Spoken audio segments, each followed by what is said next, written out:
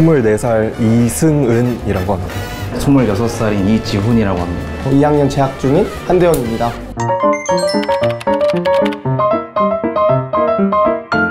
그 증권 사이트 안에서 네네네. 종목 정보나 그런 걸 다 확인할 수 있잖아요. 네. 그래가지고 그런 거 보면서 그냥 완전 많이 사고 팔고 이러는 건 아니어가지고 그러니까 좀 중장기적으로 좀 보고 될 것 같은 산업에 기업에 딱 투자를 하고 좀 기다리는 느긋하게 네, 그런 스타일. 어우, 나랑 너무 잘 맞아. 나도 그런 식이거든요. 사람들마다 투자 방식이 되게 달라요. 만약에 100명이 있으면 100명의 투자 방식이 있다고 저는 생각을 하거든요. 이제 중장기적으로 내가 될 것 같은 산업이라든가 혁신 기업에 투자를 한다.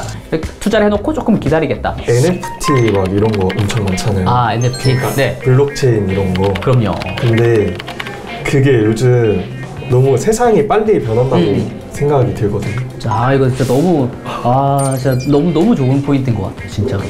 이런 생각을 한다는 것 자체가 젊다라는 생각을 확실히 해요. 보고서를 썼었거든요. 블록체인과 NFT에 대해서 작년에 보고서를 썼었어요. 한 100페이지짜리를. 제가 2022년 초에 썼기 때문에 그때는 증시 상황이 굉장히 괜찮을 때였어요. 저금리 환경이었기 때문에 투자 환경도 나쁘지 않았고, 그리고 NFT라든가 그래서 이제 암호화폐 가격도 상당히 높았을 때 시죠.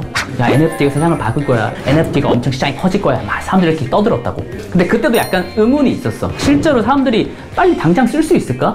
거쳐야 되는 그 프로세스가 되게 복잡하잖아요. 예, 과연 많은 사람들이 따라할 수가 있을까? 신기술이라든가 이제 세상이 빨리 변하는 거에 대해서도 생각을 할 때 NFT를 한 예를 들면은 이게 하이프와 실제 상황에 대해서는 그 괴리가 있을 수 있고, 저는 최근에 그 생각마저 깨버리는 게 생성형 AI라고 생각하거든요. 생성형 AI 중에 대표적인 투자가 바로 챗GPT인 거고, 이것은 정말 사람들이 이 AI 기술과 이런 활용성에 대해서 감화가 되었다는 뜻이에요. 인공지능에 대해서도 저는 최근에 보고서를 썼고, AI가 불러온 신산업혁명 AI 인덱스 보고서라 해서 217페이지짜리 썼었거든요. 알파고를 만들었던 데미스 허사비스라는 사람 있잖아요. 그 사람이 말하기를 범용적으로 다 인공지능을 쓸 수 있는 AGI 시대가 이제 10년 안으로 온다고 말을 했거든요. 우리가 생각하는 것보다 시대는 빨리 변할 수가 있고, 그래서 뒤처지면 큰일 난다. 변화에 뒤처지면 안 된다는 약간 생각이 계속 들었거든요. 빨리 변화하다 보니까 정보를 어디서 얻는지도 잘 모르겠고, 이제 실체적인 생생한 정보를 빨리빨리 받으려면은 저는 트위터나 유튜브를 활용하는 걸 적극 추천합니다.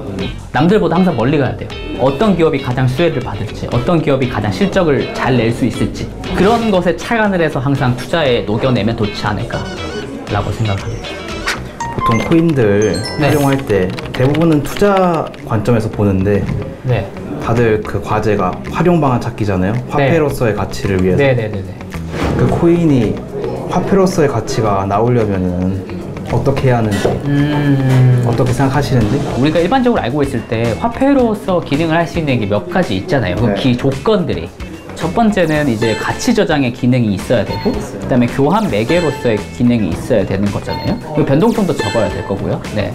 일단 먼저 가치 저장의 기능을 봤을 때, 이거는 일종의 화폐라기보다는 약간 뭐 대안 투자성으로 생각을 할 수가 있잖아요. 근데 가치 저장 기능은 최근에 어떻게 알 수가 있냐면, 기관 투자자들 같은 경우 일반적으로 제일 많이 투자하는 게 채권이에요. 그 10분의 1 정도 규모로 주식시장이 있습니다. 그래서 주식도 사는 거고요. 그 다음에 대안으로서 이제 보통 많이 하는 게 부동산 투자나 다른 것들 많이 투자하거든요.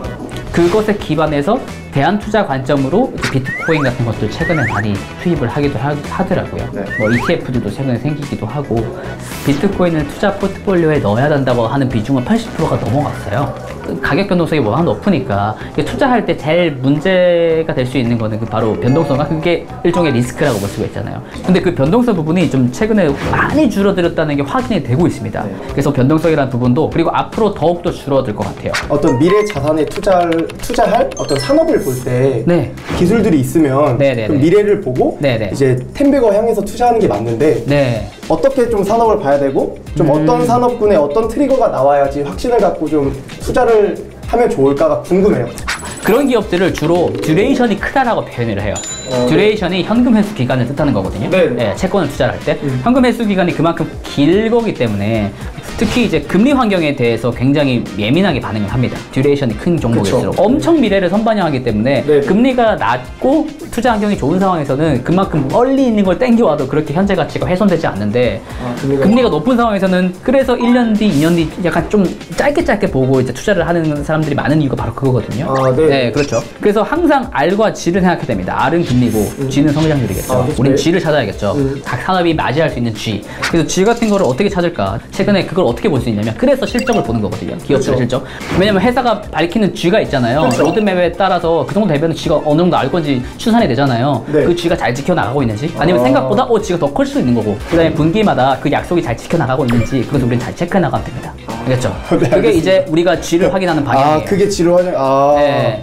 양자 컴퓨팅은 조금 더 듀레이션이 훨씬 더 긴 산업이기 때문에 양자 컴퓨팅에 큰 돈을 투자를 한다거나 큰 돈을 몰아넣는 것보다는 일단 AI에 좀 집중을 해가지고 이런 부분에 대해서 산업 발전을 보는 게 더 좋지 않나 라고 생각을 합니다. 다양한 분야에 이렇게 저렇게 망설이면서 투자를 했었는데 정제되어 있는 전문가의 의견을 확실하게 들으니까 좀 가닥이 잡히는 것 같습니다. AI에 대해서 조금 많이 말씀해 주셨는데 그 업체들이 조금 모든 산업의 패러다임을 좀 바꾸고 있다? 스페셜리스트보다는 제너럴리스트로 성장하는 것이 좀 바람직할 것 같다라는 인사이트를 얻었습니다. 애널리스트 분들이랑 이렇게 얘기하는 게 흔치 않은 경험이기도 하고 인생 조언도 살짝 섞이면서 편하게 진행하니까 오히려 더 좋았던 것 같아요.